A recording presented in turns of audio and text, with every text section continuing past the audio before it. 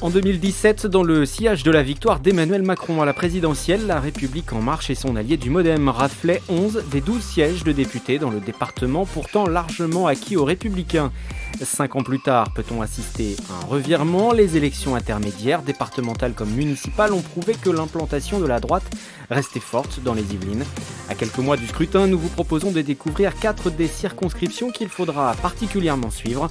Certains candidats se sont d'ailleurs déjà lancés dans la campagne.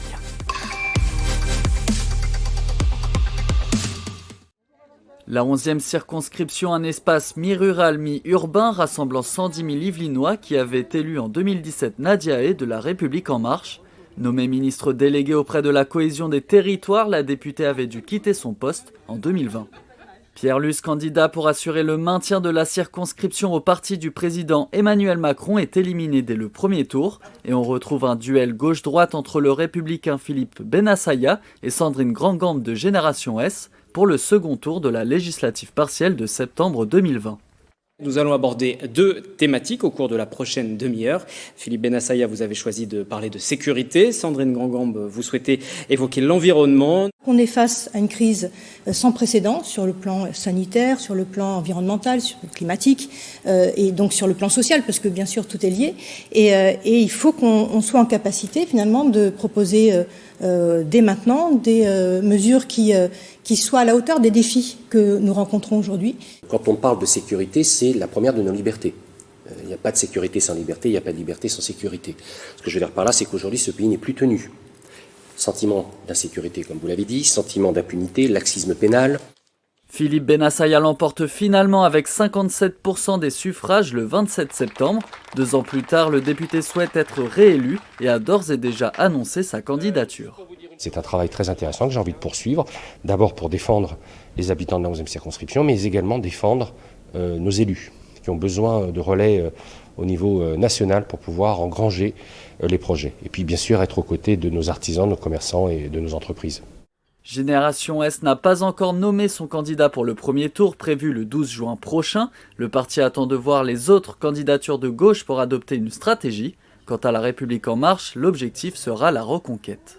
Il y aura des députés de La République En Marche, en tout cas des candidats dans toutes les circonscriptions yvelinoises.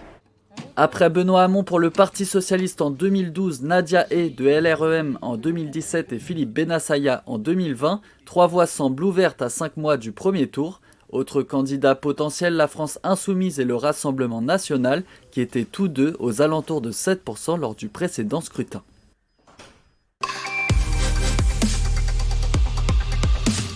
Ils étaient 15 sur la ligne de départ en 2017. Aurore Berger s'était imposée pour le compte de La République En Marche dans la 10e circonscription des Yvelines. Une victoire au second tour des élections législatives face au député sortant de l'époque Jean-Frédéric Poisson. À 5 mois du nouveau scrutin, la parlementaire n'a pas encore annoncé si elle serait candidate pour un deuxième mandat. Cette question, j'y répondrai au bon moment. Et le bon moment, c'est après l'élection présidentielle. Et moi, je souhaite que le président de la République soit nouveau candidat. Je ferai sa campagne à 100%, même plus. Et je ferai tout pour qu'il soit réélu parce que je considère que c'est la bonne personne au bon moment et que si j'ai pu agir en faveur de mon territoire, c'est aussi parce que j'avais ce président de la République à mes côtés. Réindustrialisation, attractivité et mobilité seront parmi les enjeux de la prochaine campagne selon la députée sortante.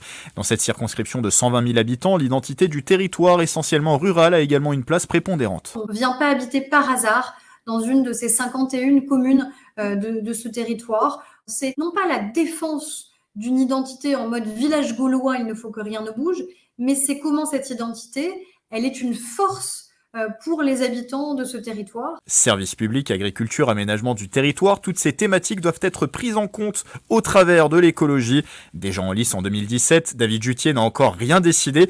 Un nouveau profil pourrait conduire la candidature d'Europe Écologie Les Verts en alliance avec d'autres mouvements de gauche. L'élu d'opposition à Rambouillet croit en les chances de victoire dans une circonscription qui a été sous bannière écologiste entre 2010 et 2012. C'est un territoire sur lequel on est implanté depuis longtemps, sur lequel nos idées ne font que progresser ces dernières années. Et vous l'avez constaté, on arrive deuxième force politique derrière les Républicains lors des derniers scrutins. C'est vraiment le programme écologiste qui est adapté à la situation environnementale, climatique la situation de la biodiversité, et que tout ça se décline dans des propositions très concrètes. C'est une 10e circonscription où le combat des Gilets jaunes a trouvé aussi un certain écho. Il ne serait donc pas impossible de voir émerger plusieurs candidatures citoyennes. L'une d'elles pourrait être conduite par Mickaël Le Saulnier, fondateur du collectif des marcheurs-cueilleurs, qui réfléchit à se lancer dans la bataille des législatives. Ancien soutien d'Emmanuel Macron et proche d'Aurore Berger, il se dit déçu des promesses de renouvellement politique et souhaite porter l'idée d'écologie positive. Je trouve que l'offre politique n'est pas satisfaisante pour nos concitoyens. Et pour les côtoyer tous les jours, pour être énormément sur le terrain, je me rends compte qu'ils attendent autre chose. Ils attendent qu'enfin, ce soit des citoyens venus un peu de la base, c'est assez péjoratif, mais voilà, des vrais citoyens engagés qui enfin essayent de porter au niveau politique de nouvelles idées. À droite, pour reconquérir la circonscription, les Républicains pourraient investir Anne Cabri. La maire d'Orsonville et conseillère régionale a confirmé à TV78 qu'elle pourrait être candidate. Reste à savoir ce que va faire l'ancien député Jean-Frédéric Poisson, en poste jusqu'en 2017 en alliance avec LR. Le président de VIA, la Voix du Peuple, soutient désormais Éric Zemmour pour la présidentielle. Les élections législatives, elles, se tiendront les 12 et 19 juin prochains.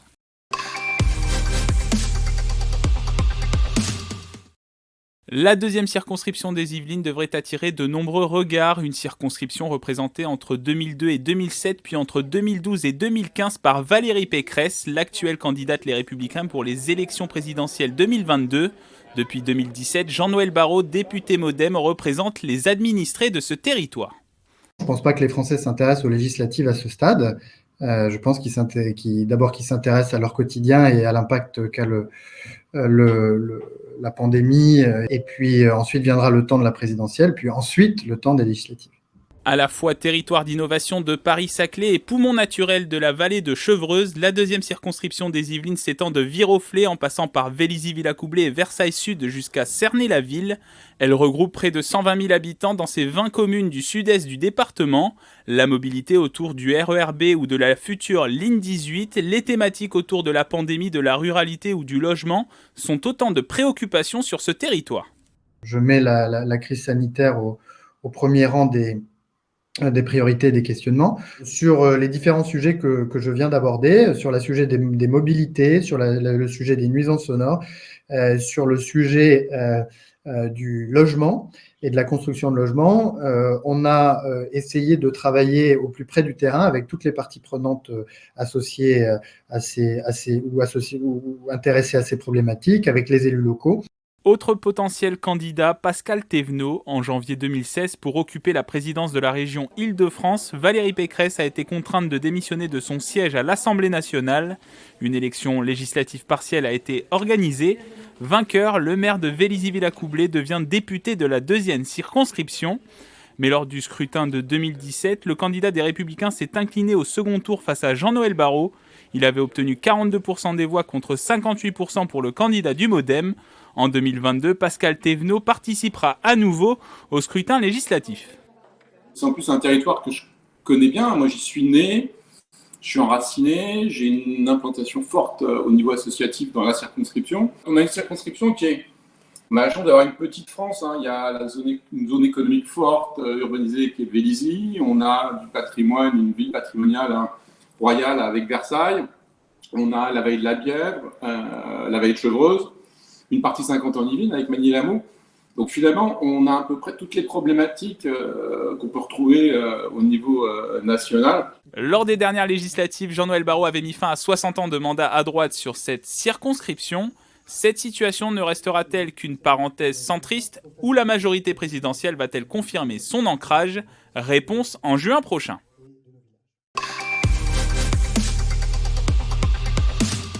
L'un des premiers visages de la campagne législative dans la 5e circonscription des Yvelines est connu.